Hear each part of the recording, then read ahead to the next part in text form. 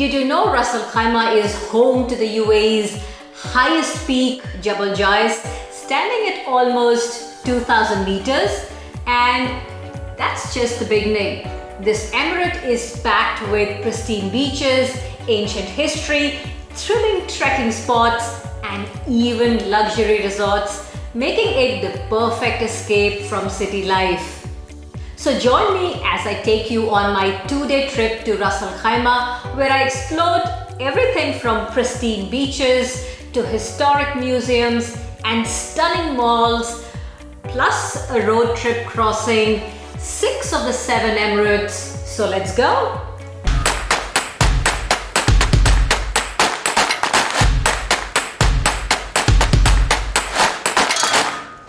We started our journey from Abu Dhabi and the drive took about 2.5 hours, super smooth roads with stunning views all around.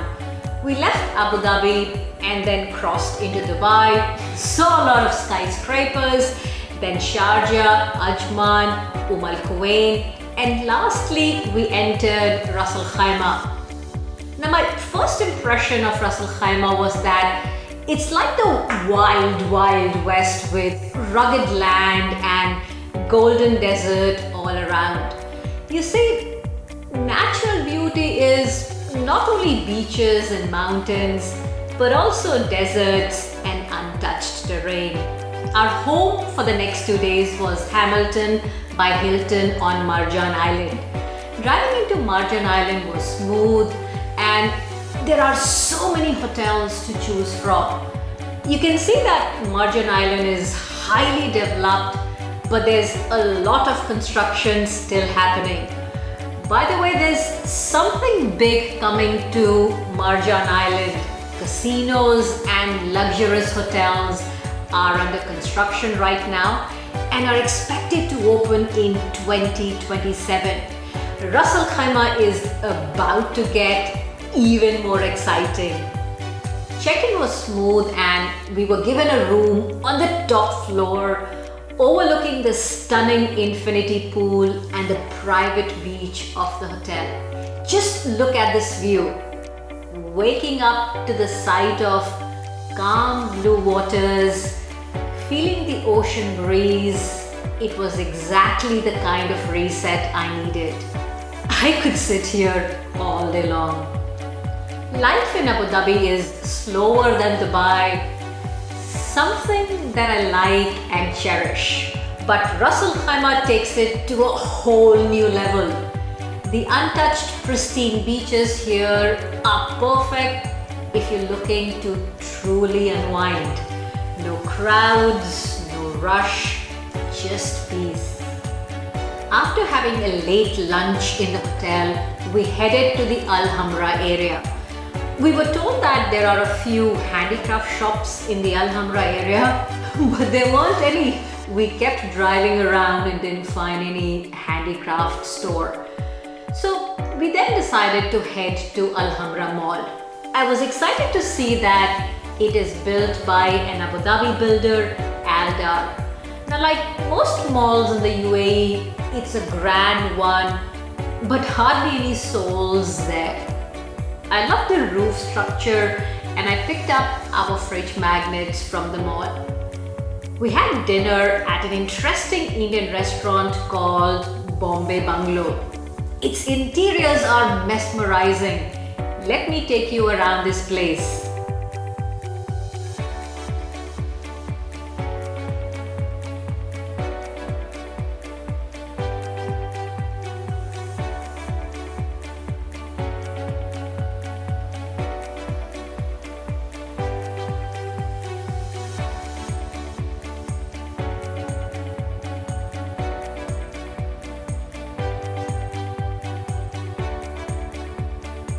The beautifully designed menu has traditional Indian dishes with a modern twist. Next day was a packed one. After having breakfast in the hotel, we decided to head to the National Museum of Ras Al Khaimah first. I was excited to see that the taxi we got into was a Tesla. That's the fun part of living in the UAE. There is so much of innovation happening. So our first stop was the National Museum of Ras Al Khaimah. It used to be a fort that was built in the 16th century. As you enter the building, you can buy your ticket from the main counter. Entrance fee is 5 dirhams per person. A small alleyway on the left, which is traditionally decorated with earthen pots and lanterns, creates a welcoming feeling. Then on the right is the first room with a lot of artifacts. Spend a few moments here learning about the history of Ras Al Khaimah. The door on the left lets you exit this room. Take a right and there is a seating area. Aisha, a local lady from Ras Al Khaimah, was our tour guide and took us around the area. Here she explained how Arabic coffee is made, the roasting process, grinding them, and then adding herbs to it. I love Arabic coffee in general, but I was intrigued that the one from Ras Al Khaimah also has cloves in it. Interesting, right? The open area in front of it had plants and benches, and the chirping of the birds was relaxing. We then entered the weaponry area. Have a look at the collection of a few weapons here.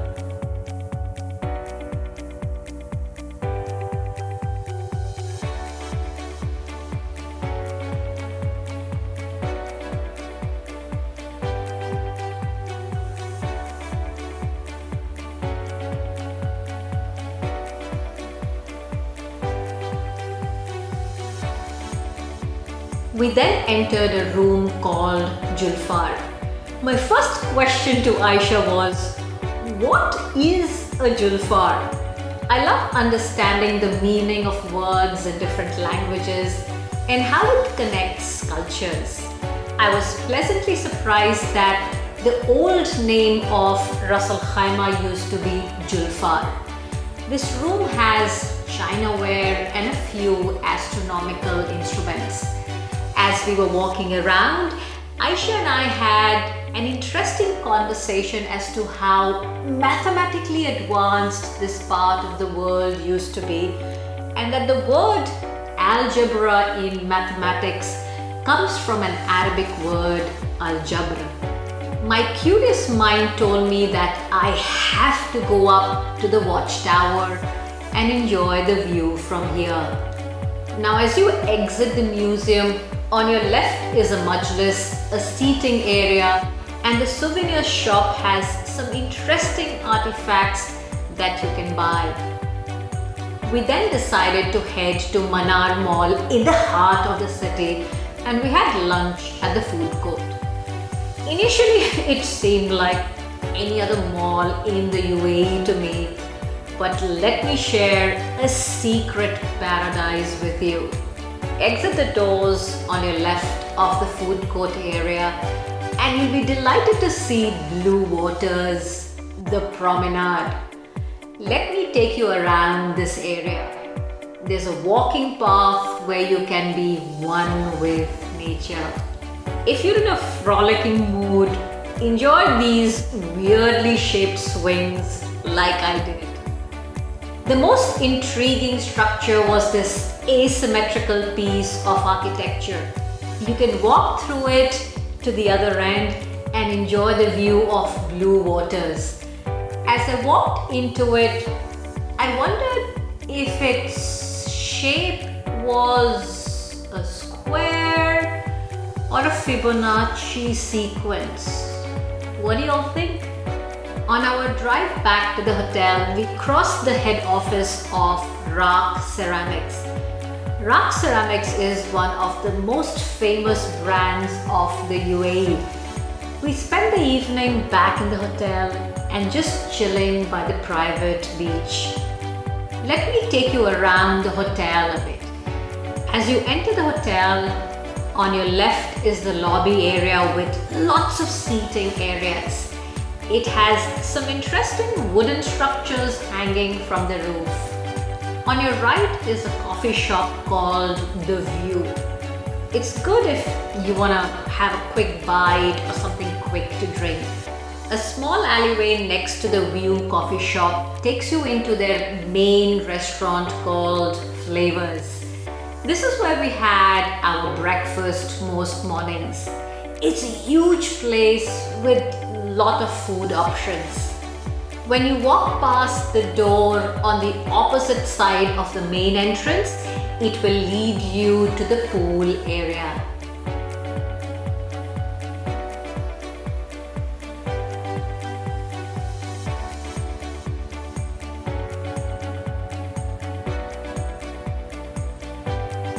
On the right of the pool are the stairs that will take you to the private beach of the hotel. White sandy beaches and crystal clear blue waters waiting for you.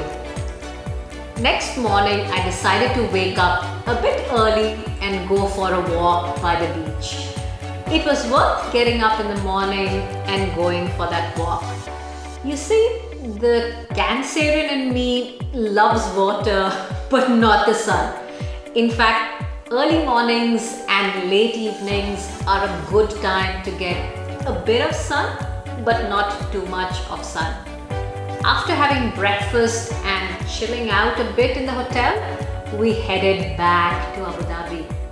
As we drove out of Ras Al Khaimah, we got to see some untouched mangrove areas. See how beautiful it is. On the drive back, we crossed 6 out of the 7 Emirates.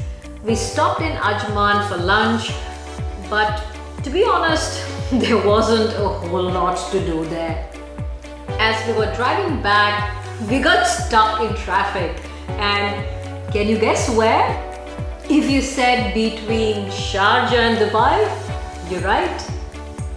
Coming back to Abu Dhabi felt good, but I'll always remember the relaxing vibes of Ras Al Khaimah. It's truly a hidden gem, whether you want adventure, culture, or just a peaceful retreat. Next time, I think I'd like to go to the mountains for trekking. Thanks for watching. Have you been to Ras Al Khaimah? Let me know in the comments below. Don't forget to like and subscribe for more travel videos.